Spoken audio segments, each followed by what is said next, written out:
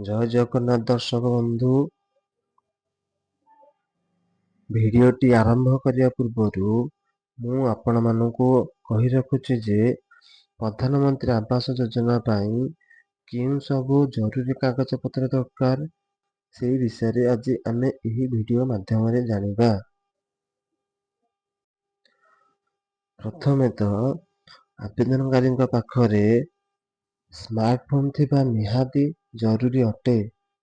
Smartphone ନଥିଲେ ଆବେଦନକାରୀମାନେ ପ୍ରଧାନମନ୍ତ୍ରୀ ଆବାସ ଯୋଜନାରେ ଆବେଦନ କରିପାରିବେ ନାହିଁ। ସ୍ମାର୍ଟଫୋନ୍ ସହିତ ଆବେଦନକାରୀ ପାଖରେ ନିଜ ଆଧାର କାର୍ଡ ସହିତ ନିଜ ପରିବାର ସଦସ୍ୟଙ୍କ ଆଧାର କାର୍ଡ ନେଇ ଆବେଦନ କରିବା ପାଇଁ ପଡ଼ିବ।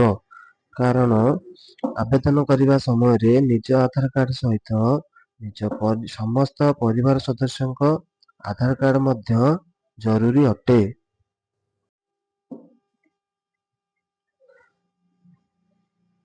ତା ସହିତ ନିଜ ରାସନ କାର୍ଡଟି ମଧ୍ୟ ଆବଶ୍ୟକ ଅଛି। ରାସନ କାର୍ଡରେ ନିଜ ନାମ ସହିତ ଆପଣମାନଙ୍କ ପରିବାର ସଦସ୍ୟଙ୍କ ନାମ ଥିବ। ସେ ରାସନ କାର୍ଡଟି ଆପଣଙ୍କର ନିହାତି ଆବଶ୍ୟକ ଅଟେ। ତା ସହିତ ଆପଣମାନଙ୍କର ଜବ୍ କାର୍ଡ ମଧ୍ୟ ଆବଶ୍ୟକ ଅଟେ। ଜବ୍ କାର୍ଡ ନଥିଲେ ଆପଣମାନେ ଆବେଦନ କରିପାରିବେ ନାହିଁ। ଯଦି ଆପଣମାନଙ୍କ ପାଖରେ ଜବ୍ କାର୍ଡ ନାହିଁ ତେବେ ନିଜ ଗ୍ରାମ ପଞ୍ଚାୟତରେ ଯାଇ ଜବ୍ କାର୍ଡଟି ବନାଇ ନିଅନ୍ତୁ। ଆଉ ଥରେ ଆପଣମାନଙ୍କୁ କହି ରଖୁଛି ଯେ ପ୍ରଧାନମନ୍ତ୍ରୀ ଆବାସ ଯୋଜନା ପାଇଁ କେଉଁ ସବୁ କାଗଜପତ୍ର ଦରକାର ଅଟେ। ପ୍ରଥମତଃ ଆପଣଙ୍କର ସ୍ମାର୍ଟଫୋନ୍ ରହିଥିବା ଆବଶ୍ୟକ।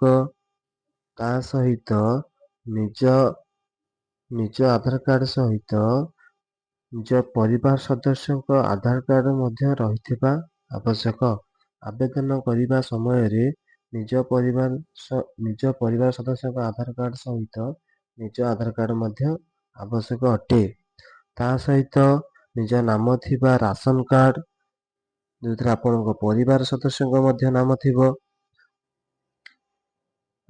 ଜବ୍ କାର୍ଡ ଦରକାର। ଜବ୍ କାର୍ଡ ନଥିଲେ ଆପଣ ଆବେଦନ କରିପାରିବେ ନାହିଁ। ସର୍ବଶେଷରେ କହି ରଖୁଛୁ ଯେ ଯେଉଁ ସବୁ ଡକୁମେଣ୍ଟ ଯେମିତିକି ମୋବାଇଲ ଫୋନ, ଆଧାର କାର୍ଡ, ନିଜ ପରିବାର ସଦସ୍ୟଙ୍କ ଆଧାର କାର୍ଡ, ଜବ୍ କାର୍ଡ ଏବଂ ରାସନ କାର୍ଡ ଆପଣମାନଙ୍କୁ କହି ରଖିଛି। ଆପଣମାନେ ସମସ୍ତ ଡକୁମେଣ୍ଟ ସହ ନେଇ ପ୍ରଧାନମନ୍ତ୍ରୀ ଆବାସ ଯୋଜନା ଆବେଦନ କରିପାରିବେ। ପ୍ରଧାନମନ୍ତ୍ରୀ ଆବାସ ଯୋଜନା ପାଇଁ ଏହି ସବୁ ଡକୁମେଣ୍ଟ ଅତ୍ୟନ୍ତ ଜରୁରୀ ଅଟେ। ଧନ୍ୟବାଦ।